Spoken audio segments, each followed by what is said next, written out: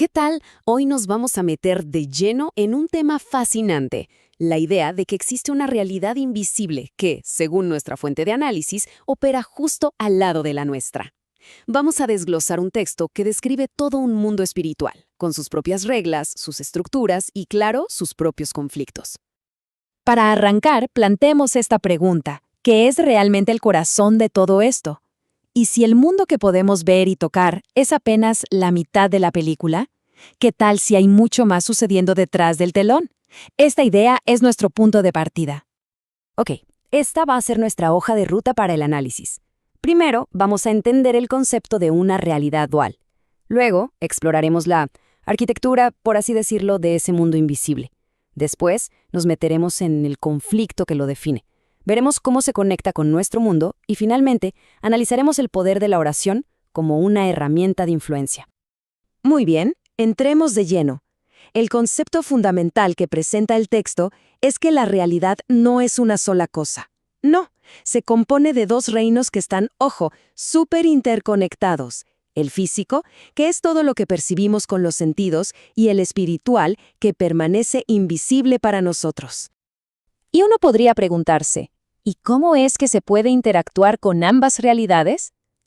Bueno, según el texto, la clave está en nuestra propia composición. Citando una idea de 1 Tesalonicenses, se describe al ser humano como una entidad de 3 partes. El cuerpo, claro, interactúa con el mundo físico, mientras que el espíritu y el alma nos dan la capacidad de conectar con ese otro mundo, el espiritual.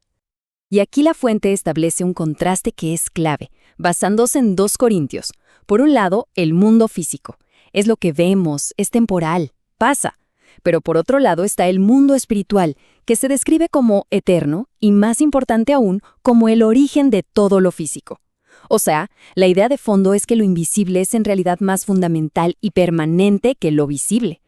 Avancemos un poco más. Con la idea de 2 mundos ya establecida, la fuente ahora nos delinea una especie de mapa del reino espiritual, porque no es una dimensión amorfa, así como una neblina, sino que tiene capas, tiene jerarquías bien definidas. Para ilustrar esta estructura, el texto propone un modelo de 3 cielos. Suena complejo, pero es bastante directo. El primero es nuestra atmósfera, lo que vemos justo aquí arriba. El segundo es el espacio exterior, con el sol, la luna, las estrellas. Y el tercero, citando a 2 Corintios, es otra cosa. Es la morada de Dios, un plano completamente espiritual. Ok, tenemos el mapa, pero en todo mapa hay territorios en disputa. Y aquí es donde la narrativa se pone seria, porque se introduce un conflicto central. La idea de una guerra espiritual que, según este texto, tiene consecuencias muy reales para nosotros. Para entender el origen del conflicto, hay que saber que, según el texto, Satanás alguna vez tuvo acceso a ese tercer cielo del que hablamos. La cita de Job se usa como una evidencia de que podía presentarse en la mismísima morada de Dios. Pero claro, ese acceso no duró para siempre. El texto narra esta batalla celestial, descrita en Apocalipsis, como el punto de quiebre, el momento clave en que Satanás y sus seguidores son expulsados del tercer cielo. Este evento, según la fuente, es el que da inicio al conflicto actual. Entonces, como consecuencia de esa expulsión, el dominio de Satanás queda, digamos, relegado a los cielos inferiores. O sea, el primer y segundo cielo, la atmósfera y el espacio que rodean la Tierra. Desde esta región celeste, como la llama Efesios, es donde se libra la batalla espiritual que impacta directamente al mundo físico. Ahora vamos a explorar cómo, de acuerdo con el texto, este conflicto invisible se manifiesta en el mundo que sí vemos. La fuente nos da ejemplos narrativos muy claros para ilustrar esta conexión. Un ejemplo súper poderoso es la historia de 2 Reyes 6. El profeta Eliseo y su siervo están rodeados por un ejército enemigo.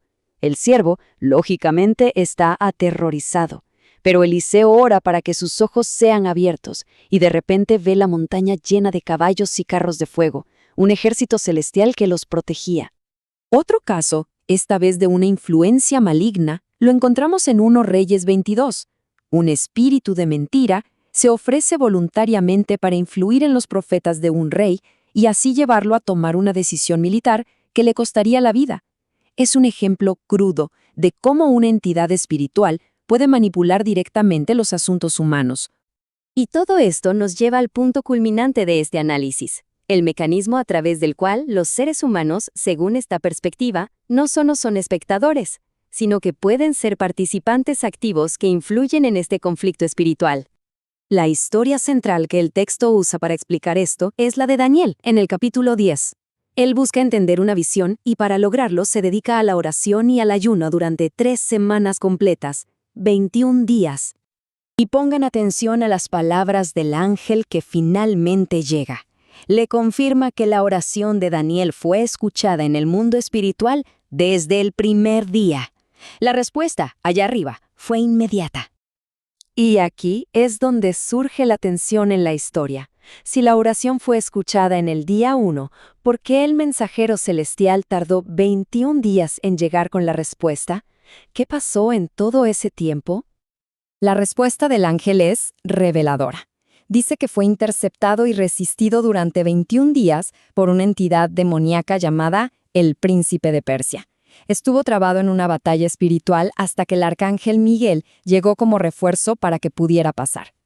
¡Impresionante! Entonces, la gran lección que el texto extrae de esta historia es que las acciones de Daniel en la tierra, su oración constante, su ayuno, sostuvieron la batalla en los cielos. Se presenta la oración no como una simple petición, sino como un arma espiritual que despliega poder e influye en el resultado de conflictos invisibles. Y para cerrar, el texto no nos da una conclusión, sino que nos deja esta pregunta provocadora. Si se postula que existe una herramienta con el poder de influir en una realidad que determina nuestro mundo físico, ¿por qué a menudo es descuidada? Una reflexión final sobre las verdaderas implicaciones de este marco de pensamiento.